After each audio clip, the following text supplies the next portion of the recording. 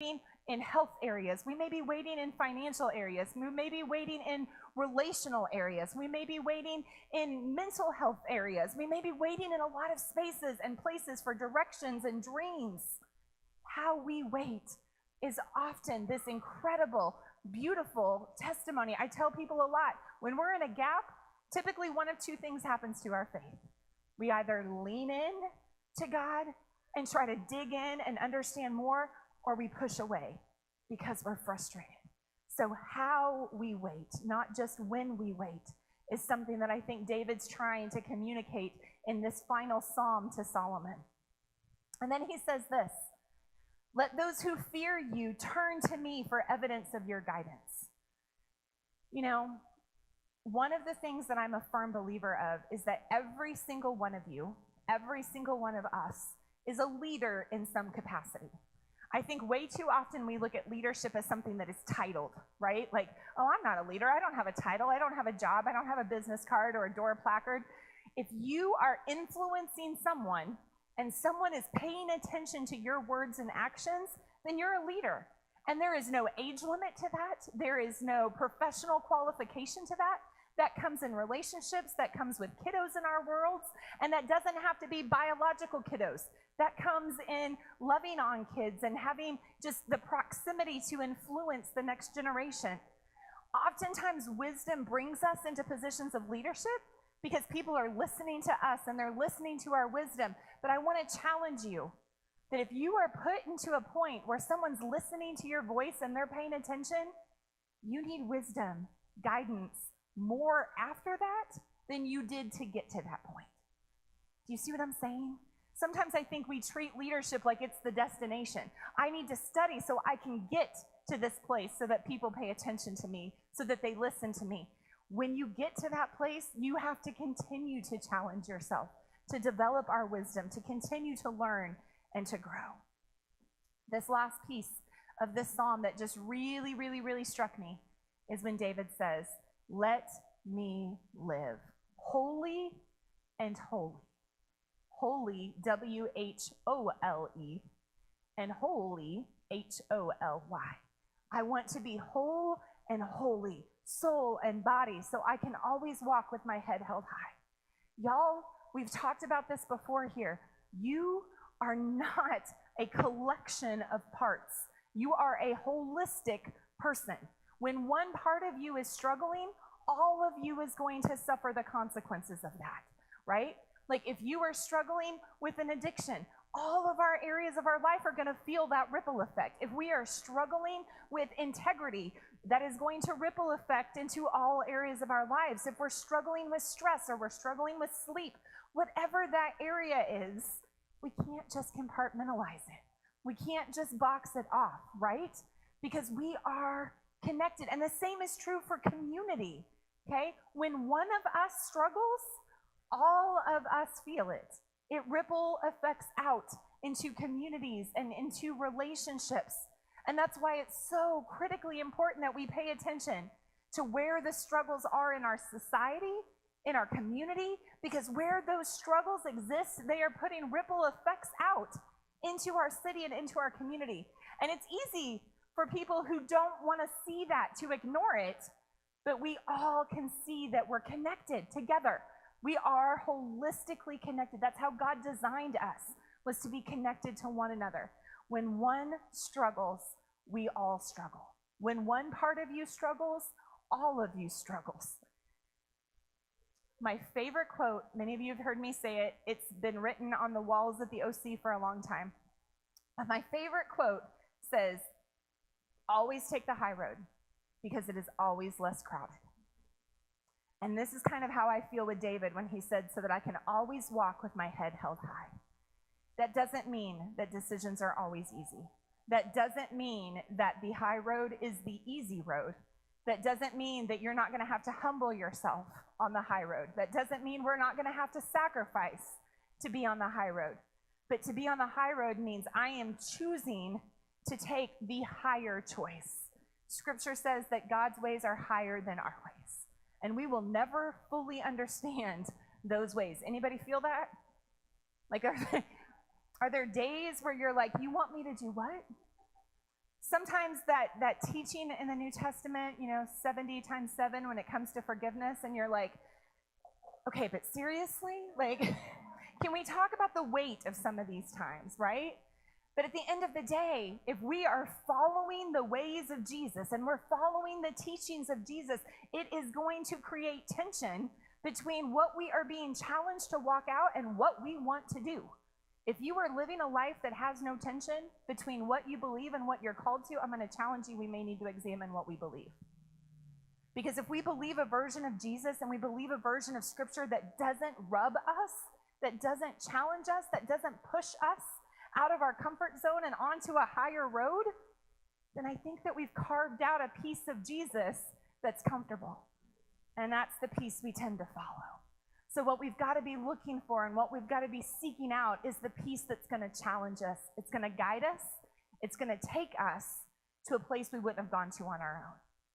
So when David closes this psalm out and he says, "Let me live whole and holy," that is my hope. That is my prayer. That has resonated with me so much this week as I've kind of been in this psalm of God, let every part of me, right? In other psalms, David proclaims, "Examine me, O Lord. Know my anxious heart, know my thoughts, know my words," right? David's consistently saying, I want you to look at all the pieces of me and help me make sure that they are working together to glorify you. Because if my heart says one thing and my actions do something different, or my actions are doing one thing and my words are saying something different, there's a holistic disconnection there. And when we try to say something holy and we're doing something different, or we do something holy and we're saying something different, we undermine those spaces and those places. So I want to challenge you to spend some time this week thinking that through, looking at yourself, having the courage to pray prayers like David prays that are just honest. That's what I love so much about the book of Psalms, is David is so human and so honest, right? We've kind of joked in this space all year long that David will pour out his heart, and then usually there's like this kind of curveball where he's like, oh, take out those people who are making me angry, and then he comes back to how good God is. Because he's human, and he struggles, and he's trying to holistically make sense of all the parts and to bring them in to that holiness that he's trying to pursue. So I know that this has been a week for many of us. It's been a week full of challenges. It's been a week full of hard decisions. The week to come is a week of new beginnings for many people. It is also a week where you have a new beginning. That means don't beat yourself up for the struggles of last week. That means learn and move forward. Learn and go ahead and strive to find that higher road. And what does that look like? Where does that take us? And have the courage to follow Jesus no matter what that leads us to. I'm going to invite Holly and Alyssa to come back up. They are going to do a brand new song that I don't think we've done here before. I heard them practicing it this afternoon, and the lyrics are just really, really beautiful. And so I just want to invite you to just take a few moments and just, if you want to close your eyes to help you focus, if you just want to listen to these words, I think that this is just a really beautiful prayer to help us kind of center ourselves on that pursuit of who Jesus is, what he's calling us to, what he's challenging us to, and what does that look like to respond accordingly. Oh God, God, you are love. You are so loving. God, you love us when we struggle. You love us when we succeed. God, you love us in seasons of stress. You love us in seasons that are calm and still and rejuvenating. God, you love us no matter what. You love the potential in us. You love the potential out of us by challenging us to grow, calling us to continue to step forward, to never settle, to never get complacent. God, I am so grateful for your deep love. I am grateful for all the ways that in your deep love you pursue us, whether that's through nature, through music, through art, through people, through laughter, through tears. God, I am grateful that in your love, you give gifts like friendship, community. You also give gifts like accountability. You give opportunities for growth. And God, in your love, you also grant wisdom. God, challenge us to find new opportunities every day to learn, to study, to teach others new things as you reveal them to us. In your name we pray.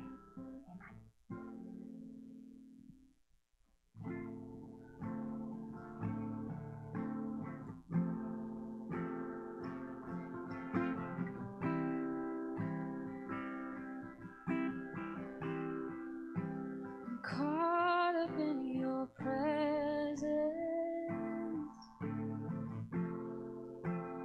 I just wanna sit here at your feet. I'm caught up in this holy moment. I never wanna leave. I'm not in your blessing, Jesus. You don't owe me anything more than anything that you can do. I just want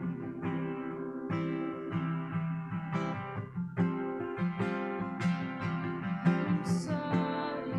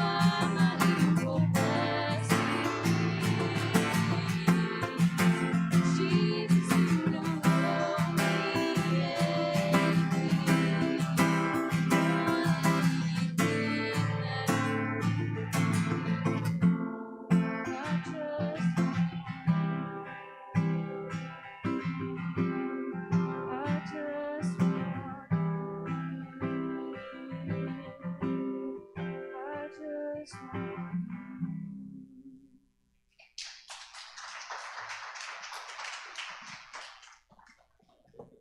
Oh, friends. So our top three, as I am, oh look, Alyssa has it. I was actually prepared tonight, you guys. This is a big deal for me. Tomorrow, so for those of you who don't know, Rue, actually front row, wave your hands. Rue leads our cooperative youth group. So this is where a couple of different church partners and us gather, kind of share our teenagers, so they have a diverse space to come hang out. They are doing a pool party tomorrow as a back to school bash. So that's tomorrow, the 21st, from 4 to 6 p.m. and that's middle and high school, right? Middle and high school. So if you have any kiddos in that age range that you would like to connect, just go talk to Rue afterward and they can give you the details. We are starting in September. We've been doing a lot of things in this building and everything is moving next door for evening stuff other than services. So for our coffee and questions on Monday nights, so sober support group I think is moving to the outreach center. That'll be the first weeks of September. So I believe we have 1 week left. 1 week, right? 2 weeks left? Chris is telling me 2, Christy's telling me 1. Okay, 2 weeks left of that. So just be aware of that change. Started September, we'll be moving things to other buildings. And we'll share more of those reasons why later, but just being prepared. And then lastly, we are doing a lot of really cool building improvements. So we are finishing renovating our garage space for additional visit spaces. We've got some work at the respite house. And so Bob, where is Bob? Bob is in the back. Bob was driving an excavator today. Woohoo! My kids got a ride on it. So we are doing some different building improvements. We've gotten some really cool things done already. If you would like to, I should read this actually. That's what I should do. Christy loves me. Okay, so next Saturday, we are doing a work day in the afternoon. So thank you for those who have been helping with some of those projects. So we could use some help next Saturday. So if you're willing and interested, talk to Bob and he'll let you know where to meet him at and what projects those entail, and so all of that stuff. So thank you all for your graciousness with our sweet, adorable younger kiddos today. They're rock stars, and that's from a mom, so I'm really proud of them. So kiddos, here is your last bit of instructions. You all put, what? Oh, they already took care of it. Okay, never mind. So they're getting stuff picked up, so we're good. All right, guys, so there's more food. Help yourselves, hang around, talk. We'd love to hang out with you, and thank you for hanging out with us.